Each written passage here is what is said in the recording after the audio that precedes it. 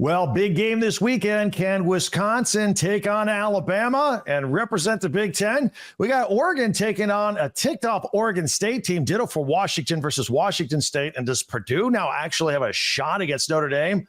We'll talk about all this and your favorite team as we roll. It's time for the Big Ten Squad. You're talking ball with the Big Ten Squad. From USC to Ohio State, from Michigan to Oregon, from Nebraska to Washington, it's the local experts of the Locked On Podcast Network bringing you scoops, breakdowns, and the most comprehensive preview of the upcoming Big Ten weekend. No hurt feelings and thin skin allowed. Squad up, you're part of the Big Ten Squad. Welcome to the Big Ten Squad. I am Craig Shemon, host of Locked On Big Ten, and today's episode is brought to you by FanDuel. Now through September 22nd, all FanDuel customers can bet $5 and get a 3-week free trial of NFL Sunday Ticket from YouTube and YouTube TV. Visit FanDuel.com/LockedOn to get started. All right, we're going to introduce you to the squad, and we got more people coming as well. Jacob Goins from Locked On Hoosiers is with us, coming off a big game last weekend. We'll get into that. Hoosiers are taking on UCLA. We'll get into that. You see in your bottom corner, Zach Anderson, Yoxheimer. We also have Roman Tomashoff from Locked On Huskies and Jay Stevens, where everything's fine at Ohio State and Locked On Buckeyes. And I encourage all of our listeners to check out these guys, subscribe and follow. They're working hard for you, covering your favorite team every single day. Jay, I'll start with you. A little bye before Marshall coming up. I guess right now Ohio State's just its own opponent. Stay healthy and then get into the meat of the schedule later on. But everything's on cruise control. Pretty much. They played in a way week 2 that people believe they could play, but it's one thing to believe you could see something. It's another thing to actually see it. Western Michigan was not able to do anything, running the ball, doing it through the air. Ohio State's defense set the tone early. And then Will Howard has complete control and command of the Buckeyes offense. You add in Chip Kelly's addition and added wrinkles to the Buckeyes run game. The offensive line took a massive step forward as well. Even there are new guys on the O-line. Then Jeremiah Smith, what can you say? The true freshman is coming in. I believe he's going to break Chris Carter's Ohio State freshman receiving records this year because Jeremiah Smith is just different. He has the trust of every Buckeye player, has the trust of the quarterback, and a shutout in week 2, that feels pretty good. I'm going to ask you, because going into the season, I thought, look, it's Ohio State and Oregon and everybody else, and it was going to be interesting. Now it seems like Ohio State, and that's it. I mean, Oregon, we'll get into this later on the podcast here today. I mean, they're winning, but they're 0-2 ATS, if that's important to you. But who do you look at as the main team that's going to come up and compete with Ohio State this year after we've seen 2 weeks of play? It's interesting because I still am a person that probably thinks it's Ohio State and Penn State as those two teams there. However, there is a gap. There is a gap between those two. I was kind of in a wait-and-see mode with Michigan. That's what we saw last weekend and really the first couple games this year. I thought Michigan would have to play really, really, really good. I mean, better than people thought they would to be a contender for the Buckeyes in the conference championship game. That's not going to happen. USC maybe. I mean, that's an only other school. Yeah. But right now, Ohio State's playing so well. There is a decent-sized gap between the Buckeyes and the other 17 teams in the conference. Here come the Hoosiers. Here we come. Here we come. Yeah. Yeah. I was waiting on somebody to say it, so I figured I'd go ahead and do it for you. It's not basketball season. Listen, you scored more points on Friday night than you did the entire previous season combined. Breaking records out here, Craig. Breaking records. 1901. Well, let's get into it. So you got the 77-point game on Friday. And now you're going to UCLA. Zach, let's get you two going here because I know Indiana is extremely excited about this game in the Rose Bowl. I've said on the past broadcasts, podcast as an Indiana alum, we're counting this as a Rose Bowl appearance, baby. So what do you have to say? Take it when you can. Why is Indiana so excited about beating a directional Illinois that hasn't won since 2 years ago? What is so excited about putting 77 on a team that doesn't know what victory tastes like?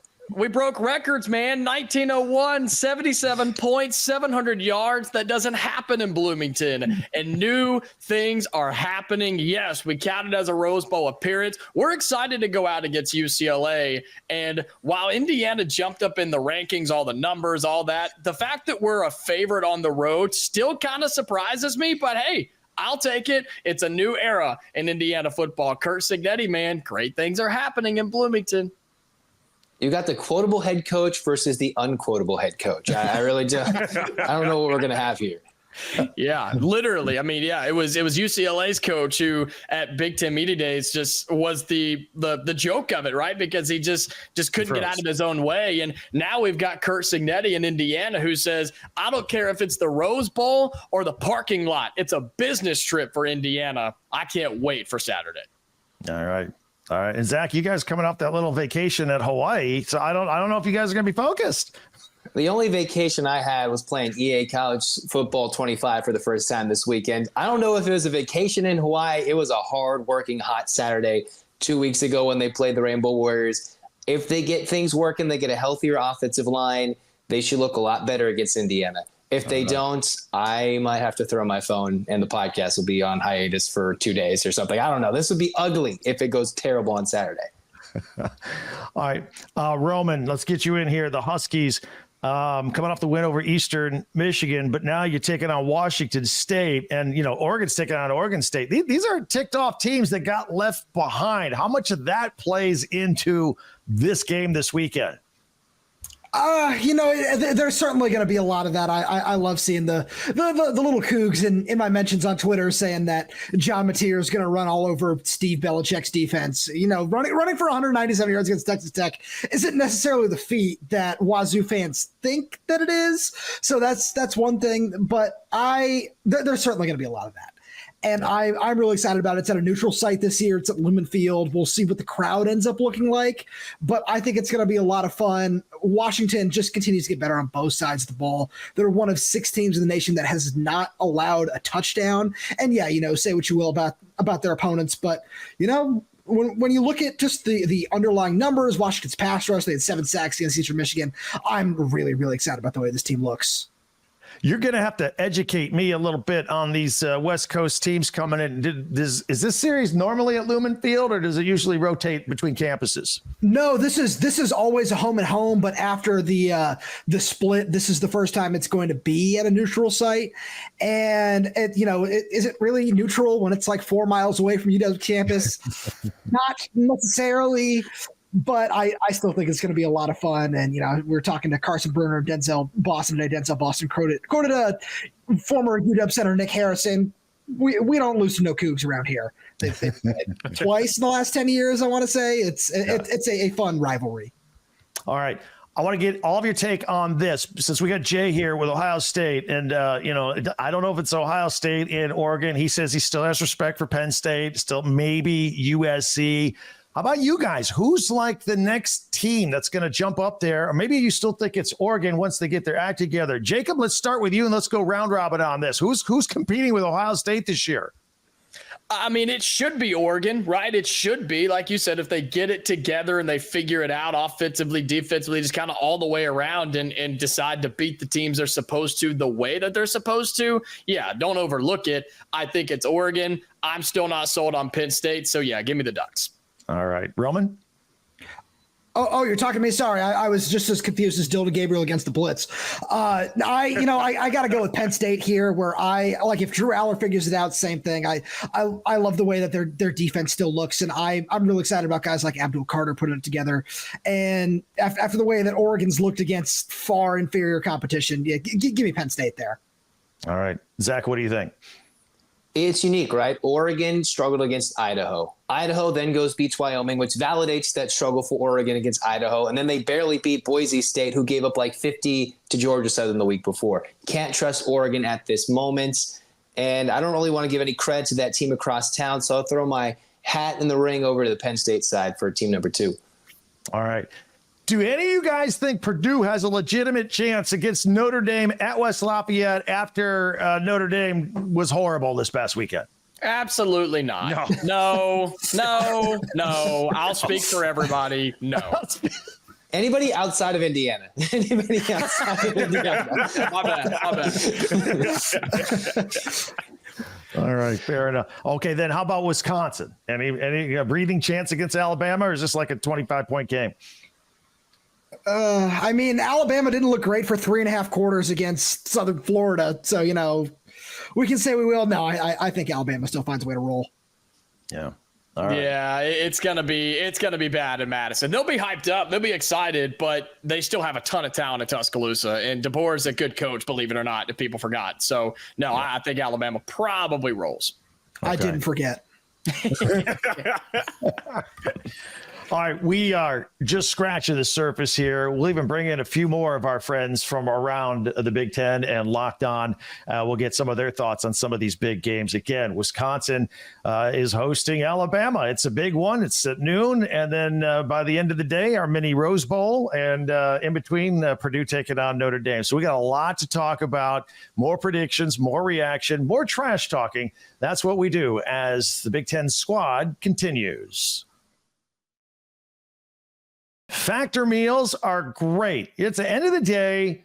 You don't have any food in the refrigerator, any groceries. You don't want to make anything. You're tired. Factor meals is right there ready to go. Like 2 meals, 2 minutes of prep time. That's it. Very easy. It can meet your wellness goals. And of course, they have a menu full of chef crafted meals, options like Calorie Smart, Protein, Protein Plus, Keto. And they're fresh, never frozen meals. Again, you can have them ready to eat in like 2 minutes or less. It is a piece of cake. They got 35 different meals and more than 60 add-ons to choose from each and every week. A bunch of flavors for you to explore. Fancy stuff too. Filet mignon, shrimp, blackened salmon, all that kind of stuff. Very effortless, and you can just sit back and enjoy it. Head over to factormeals.com/LockedOnCollege50 and use the code LockedOnCollege50 and get 50% off your first box plus 20% off of your next month. That's code LockedOnCollege50 at factormeals.com/LockedOnCollege50 and get 50% off your first box plus 20% off your next month while your subscription is active with Factor Meals. And FanDuel makes sports even more fun. We love sports, and you got a little something on it. FanDuel is right there. America's #1 sportsbook. Check it out. We'll have a little something different for you here. Now through September 22nd, all FanDuel customers can bet $5 and get a 3-week free trial of NFL Sunday Ticket from YouTube and YouTube TV. Then with a YouTube TV base plan, you'll be able to watch every regular season Sunday afternoon out-of-market game. All you need is a Google account and a current form of payment, and you can cancel anytime. So just visit FanDuel.com/LockedOn to download America's #1 sportsbook, FanDuel. Well, let's continue with the Locked On Big Ten squad here. We got a couple new members that have joined us here. We have our good friend Trent Condon from Locked On Hawkeyes. They're still licking their wounds from this past weekend. Yeah. And Spencer McLaughlin from Locked On College Football and Locked On Oregon Ducks. Gentlemen, since you're here, I'll start with you. Trent, you get to start. You got Troy. The game this past weekend against Iowa State. I was flabbergasted at first. The first drive was awesome. Did I see 5 wides in an empty backfield? Then you got away from it, 99 yards passing on the day, and you lose the game in a heartbreaking fashion. I mean, boil this down for me. What was I looking at? Well, you're looking at Ferentz Ball, and Ferentz Ball has worked very successfully throughout the years, but of course he was gone in game number 1, and you saw the second half explosion. Second half, what's the opposite of an explosion? Whatever the hell that was, that's what it was. It was disappointing. Iowa's won so many of these games where they just hold on for dear life, and the craziest part, though, is not that they went into their turtle shell in the second half and didn't do anything offensively, because that's what they do. It was at the defense. No timeouts for Iowa State. They go man. With 78 yards to go, they give up the big play and eventually give up the 55-yard field goal that proves to be the difference there. We're just so unused to seeing Phil Parker's defense actually break in a moment like that. Bad call at the wrong time, and Iowa now licking their wounds, and a lot of questions now going forward about this program and maybe about the future of Kirk Ferentz as this evolution's happening in the Big Ten. How about the future quarterback, though, with Brendan Sullivan sitting there coming over from Northwestern? And Cade McNamara is only going to give me 99 yards. Why do we stick with him?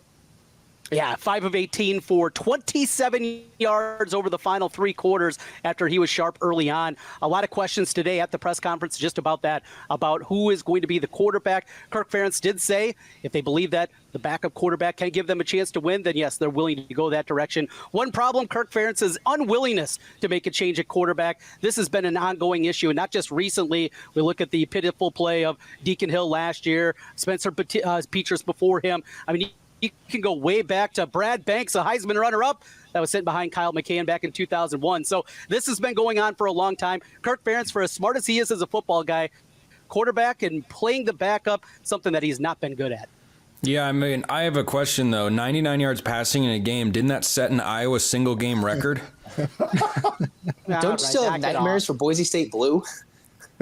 What? Sorry, I couldn't hear you over that 2-0 start. What'd you say We're there? still undefeated too. I didn't lose the bye week. What are you talking about? No, but you guys are gonna lose this week. Yeah, you are. Yes. Yeah, my guy Jacob up here and Indiana are gonna walk into the Rose Bowl and kick UCLA's rear end, and I'm going to dunk on Bruins fans, and I can't wait. So glad this is recorded, posted on all of our channels, so that way it's noted that Spencer is on my side. For what? 100%. He's on my 100%. side. You didn't say They're the right actually side. UCLA fans? Like this is news to me personally. Like I grew up in LA. I don't think I met any of them. I'm right here. No, we haven't met. We got one. He's here with us right now. Got him. Hiding behind the camera. All right, Spencer. Before you get too high and mighty here, all right, my math, and I'm horrible at math, but I think combined for the first 2 games, you guys were favored to win by like a total of 64 points. You've won by like 13. So 0-2 ATS. We're not winning by big enough. People are upset about it. Go ahead. Yeah, the offensive line is a wreck at the moment. They have allowed more sacks through 2 games than they did in all of last season, which had 14 games in it and played some defensive lines slightly more ferocious than Idaho and Boise State. There are communication issues. They don't know who their starting center is with an injury at right guard in fall camp. It has thrown a major wrench into things. If Oregon figures out the offensive line, everyone else is fine. Plenty of Oregon fans on Twitter will complain about Dylan Gabriel. He's not the issue. He is not playing the best football that he's capable of. But to look at Oregon through the first couple of games and say this is a Dylan Gabriel problem, he hasn't thrown an interception. He's thrown 4 touchdowns and he's gone for 380 and 240 yards. Like this is not. He's certainly missed a couple of throws. He is not picking up pressure incredibly well. And I think that goes back to the offensive line. You fix the offensive line, you fix Oregon, because I think the defense still has a couple areas of improvement, but the defense is fine. You better figure it out before Special October teams 12th. touchdowns to beat Boise State. Yes, Jay, I yes, just want we to throw are. that out there. Say that again, Roman. It took 2 special teams touchdowns to beat Boise State. I just want to throw that out there. And for all the Oregon That's fans true. that are on Twitter with the talking point of, Washington, barely skated by in a whole majority of their games. They beat Boise State 42-10 last year, by the way. Just Okay, I didn't know we were in 2023, but Roman, this is 2024, where folks, we actually have games now. This isn't July or June where we have to talk about last year's games because we have new games to discuss here. But no, I mean, Eastern Michigan, that's a powerhouse there, and no shame being tight with them in the first half. Was that me or you who was in the chat just now talking about national championships when your school has none? But certainly wasn't me. Got the same number as Washington, man. And that's Washington certainly has not one. true. Washington has 2. Washington has a shared one. Yep. Washington has 2. Hey, by the way, Shared ones, yes. Spencer. They have a couple of shared national championships. That is a more than factual you. statement. And Oregon doesn't have it. Oregon doesn't have a shared national championship. I agree. Oregon has Everybody nothing. got a participation trophy, and it was really fun.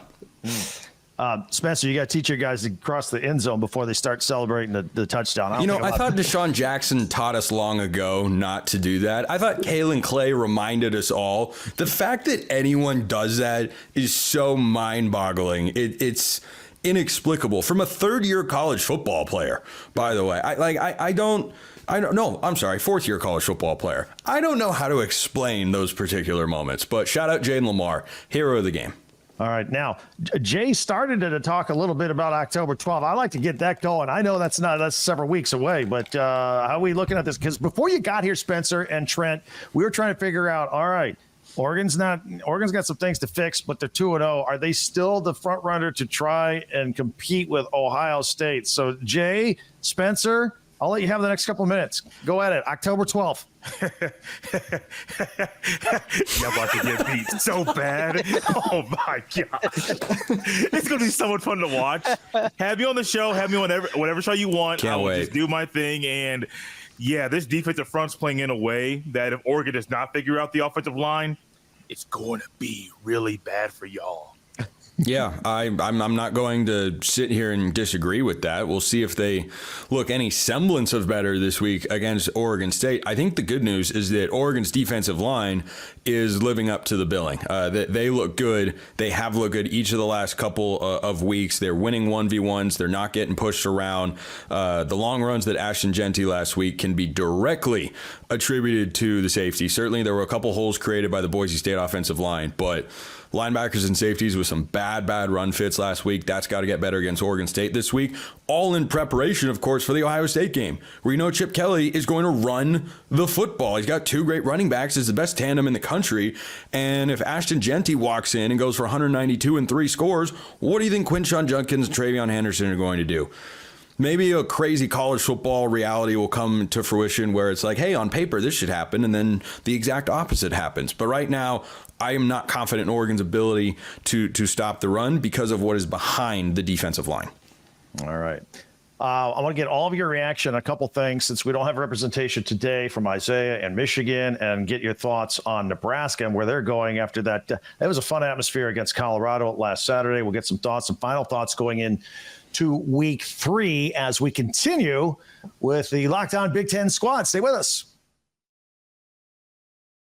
And I want to tell you about LinkedIn Jobs. If you have a small business, or maybe you own the business, or maybe you run a small office, you know, if somebody quits, leaves, fired, you got to replace them. And now you got to take time out of your job to go find the replacement for that gig. So quality professionals all over there with LinkedIn Jobs. LinkedIn Jobs has the tools to help find the right professionals for your team faster and for free. Now, LinkedIn isn't just some job board.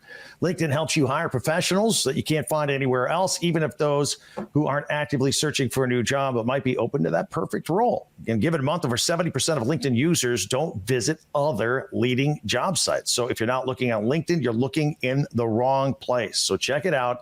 LinkedIn Jobs. Post your job for free at linkedin.com/lockedoncollege. That's linkedin.com/lockedoncollege to post your job for free. Terms and conditions apply. As we continue here with the Locked On Big Ten squad, let's get some final thoughts going into this weekend with you guys that are here. Spencer and Trent, you joined us in the second segment. Any of you two have any thoughts on the big game? Does Wisconsin have any chance against Alabama? And does Purdue now? You know, we talked a little bit about Purdue. Notre Dame was a big surprise over the weekend. So there's some big games dotting our schedule here. But let's do Wisconsin and Alabama, the realistic game here. Any chance for the Badgers? Trent, start with you. No chance at all. I think this is going to be a drubbing.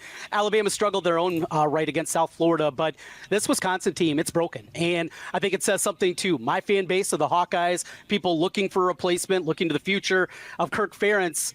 Don't go this direction. You know, there are certain teams that have to be built a certain way, and that is Wisconsin. Trying to go to this new style of offense, it doesn't work with who they can recruit, how they can be built. I think this is going to be a drubbing. I think this is going to be eye-opening, and I don't know how quickly the Badgers will be looking on, but if this is as bad as I think it can be, there's going to be a lot of murmurs already in year 2 about making a change. Wow. Spencer? I think if Wisconsin plays the way they did in the first couple of weeks, they won't have a great chance. But that doesn't mean you can't elevate your game. Look at Alabama last year, for instance. Granted, it was a different head coach, but I think a pretty good one. Mm-hmm. Bama early in the season, not very impressive. Granted, it was in a monsoon, but why was that game with South Florida close? Mm-hmm. I don't know. You tell me. It was. And then at the end of the year, they beat Georgia in the SEC championship game. Yeah. When Pat McAfee correctly, trolled Georgia fans and picked him to do so. It was the greatest Pat McAfee moment of his entire career. But I think for Alabama, this is an opportunity to put the rest of the SEC, particularly the fans, on notice, because through 2 weeks, you beat down Western Kentucky. All right, that's kind of what you should do. You're unimpressive against South Florida, but you showcase the potential in the fourth quarter.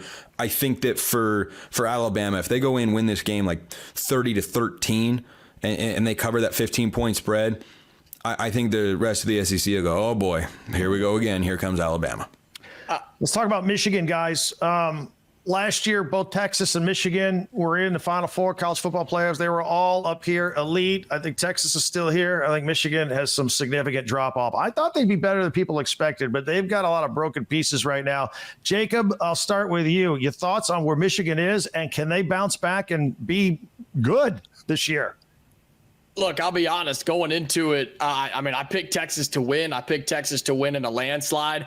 I thought Michigan could put up some sort of a better fight than that, but I just think they're an 8-4 football team. I really, really do. I mean, you look at what they lost, what they have, and the talent differential from them and Texas was visible, not just by the final score, but by up front on the in space, just everywhere you looked, it was visible, the talent difference. So, look, I think Michigan's an average team. I think they'll be middle of the pack in this ever-growing conference, and I'm not going to say they embarrassed the Big Ten this past weekend, but they kind of did. They were on the national stage and let the new SEC team walk into the big house and just take care of business. Jay, you got to like what you're seeing with your rival here in the conference right now. I was going to say, I could see it in Jay's eyes. He's chomping at the bit to talk about Texas walking into the big house and just dog walking them. I am not the guy Go, Jay, that you got put it. a tweet out there today that said Ohio State's third-string running back has more touchdowns than Michigan has on the ground all season. Ooh. Which is true. Also, is anybody surprised like me that Donovan Edwards was a cover athlete for the new video game? Because I was not thinking he was that caliber of guy. One thing Michigan should have done this offseason was go out there and get a quarterback from the portal. They didn't do that. So let's just say their offensive line was playing better. Their defense was what the defense is supposed, what we thought it was going to be. They still don't have a good quarterback. They don't have a competent quarterback. Yeah. And so they're still trying to figure things out at the quarterback position, the most important position on the field. That goes to be a big reason why Texas did what they did. But when you look at their schedule, they're going to struggle to win 8 games. And I was an 8-4 guy for Michigan all year long, all offseason leading into the start of this year. If they get 8 wins, that Wolverines fans might be celebrating like they did last year when they won the national championship, because 8 wins is going to be very hard when your 2 quarterback system is one of the worst I've ever seen. Yeah, and of course they got Arkansas State. You watched Maybe they Iowa? can get well there. Well, you guys got that guy that used to play for them, and well, Trent, are you a baseball fan at all? I'm a Twins fan. It's that's also been falling apart here lately. Okay, well, I was just thinking, Iowa fans and Seattle Mariners fans, we should have like a collective get together, because we walk around with these great defenses and they're so good and they get all this national praise and they put up these great numbers, and the offense, which just needs to be like halfway watchable, can't do it. They can't do it. And that just clicked in my head. I'm like, oh, Mariners fans, Hawkeye fans, handshake. We're in the same boat. How about that? Spencer, it sounds like you've been watching Locked On Hawkeyes all summer long, because that's all we've been asking for, and it doesn't look like it's going to deliver again. Have you looked at the Mariners lineup? Man, this is so bad. Hey, I got 77 points you can borrow if you want some. Oh, we didn't have the Leathernecks on the schedule this year. Hey, you should, man. It's a fun time. I know. Hey, guys, close me out. I had a lot of fun watching the atmosphere in Lincoln this weekend. National TV, Coach Prime, Deion Sanders just getting beat like a drum. Dylan Raiola is something to be dealt with for the Huskers. Since we haven't really mentioned them, any observations by you? Can they be – nobody really mentioned them when we were talking earlier today. Who's going to be in that next tier with Oregon trying to catch Ohio State and Penn State? We really didn't talk about Nebraska. What do we think about them? I'll start with this one. Some of us coming into the year said Nebraska is going to be a 9-3 football team. Some of us, I don't know who those people are. I'm sure they exist. I'm sure they're out there. Look, there's I'm a bad weather man. There's Trent right there. He's got it. He's got it all figured out. I think this Nebraska defensive staff is spectacularly good. Without radically overhauling the roster, they went from 27 points a game to 17 when they took over last year. Their quarterback play was the worst. I mean, Iowa was jealous of it, but like it was just so bad. And now Dylan Raiola, who has got all the Patrick Mahomes potential in the world, he just has to be solid, which is what he's been so far. Nebraska's a good team. They're going to be an 8-9 win football team here in 2024. Here's my problem with Nebraska. I think they can be good. I really do. But I'm in see it to believe it mode. If they prove it to me, I'll honor it. I'll accept it. But in no way am I going to predict Nebraska to be good until they can put it on the field for an entire season. Again, if they do it, props to them. Okay. Jacob, I'm right there with you. I think this was more an indictment in Colorado and just their ineptitude as opposed to, look, Nebraska, they've arrived. I think Nebraska's going to be good this year. I love that defense, and we'll see with Raiola in the big moments, but I think this is more just about what is happening with Colorado than Nebraska's finally arrived. Look, the schedule is incredibly easy before Jay's Buckeyes put it to them coming up in late October. They're probably going to rip off at minimum 6-1 going into that game, maybe even a 7-0. They're going to be there, but until we see that, I just don't see a whole lot there. You look through. I mean, they had 12 penalties in the game. It was Colorado, 6 sacks in the game. Yeah, credit the Nebraska defense, but I still need to see more as well. I think they're going to be good, but this was not something that I say, all right, here it is. Nebraska, they're back. All right, Jay, final word. When it comes to Nebraska, I think that this is what Scott Frost should have been able to do. He just could not figure it out at some key spots. Remember, it was one game a couple years ago, Ohio State played Nebraska, and I'm going into the game thinking Nebraska's defense is way better than I thought it was going to be, watching the film leading up to it. And even in that game, I think it was a one-score game, and Ohio State had the largest margin of victory of any team that beat Nebraska that year. Matt Rule can build things. We're talking about competing with other schools to play Ohio State or be at the top of the conference with Ohio State. 8-9 wins, I don't think that's good enough. I don't know. They can get 8 or 9 wins. Probably 8 is probably more where I will lean. But I still don't think that they are more one of those schools that can compete to battle with Ohio State to win the conference this year. Maybe next year, maybe the year after, but I don't see it this year. All right. Great job, guys. Enjoy the weekend coming up. And that'll do it for another edition with the squad here. Follow and subscribe all these guys to your favorite Big Ten team. And we'll be covering your favorite team every day throughout the season. And don't forget, I'll have you covered with the entire conference every day with Locked On Big Ten, part of the Locked On Podcast Network, your team every day.